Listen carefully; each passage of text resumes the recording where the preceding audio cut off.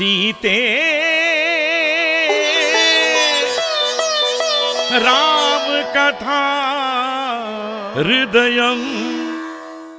सुनो पुरुष, तुम्हारे दुष्ट प्रस्ताव को मेरे पिताश्री किसी भी कारण सहमति नहीं देंगे, ये मुझे भली भांति ज्ञात है। तुम में, तुम्हारे संस्कारों में सज्जनता नहीं है। इसके साथ तुम सत्य के पालक भी नहीं हो, ये मुझे ज्ञात हो गया है। तुम्हारे हजारों जन्मों में मेरी जैसी कन्या का प्रेम तुम कदापि प्राप्त नहीं कर सकते। एक क्षण के लिए भी तुम यश प्राप्त नहीं करोगे।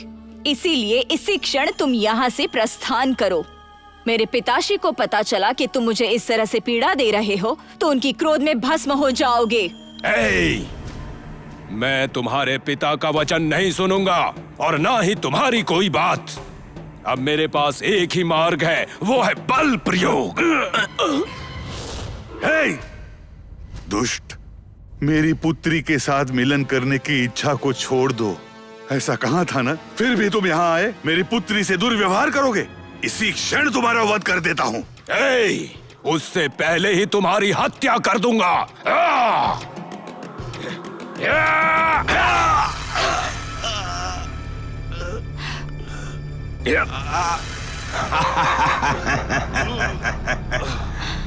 नहीं,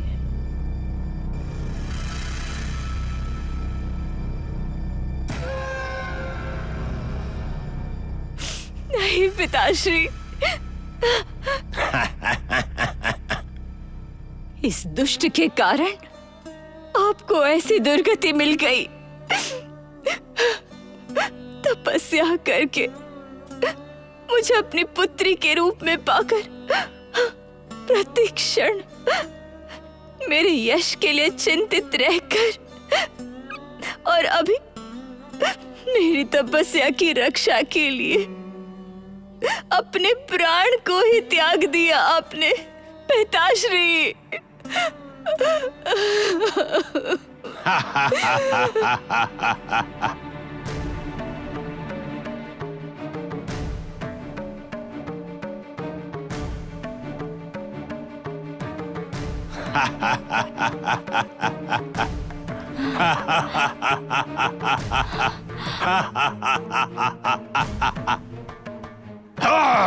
प्राण तो त्यागना ही पड़ेगा।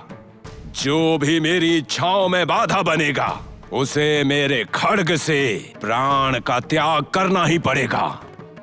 सुंदरी, मैंने तुम्हें अग्नि को साक्षी मानकर विवाह करने के लिए कहा, लेकिन तुम्हारे पिता को वो बिल्कुल अनुचित लगा।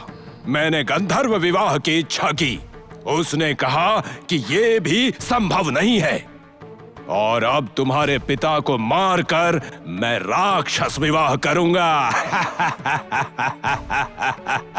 एक पवित्र स्त्री को पतिहीन बनाने वाले पापी तुम्हें।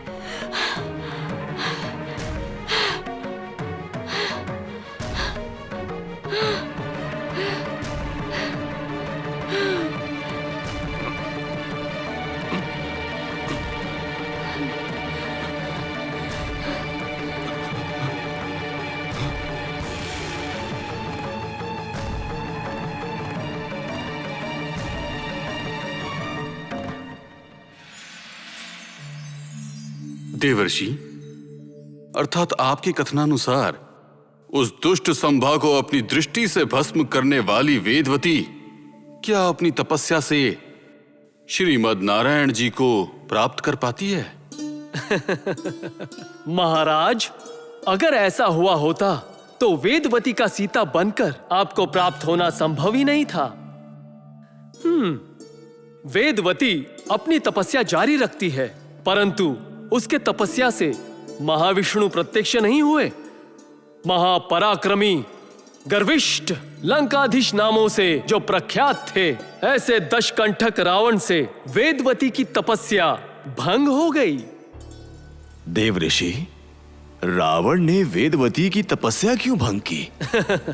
मैंने कहा ना, रावण ने अपने तपोबल से, पराक्रम से गर्विष्ठ बन गया था। इंद्र के स्वर्ग पर आक्रमण भी किया। तब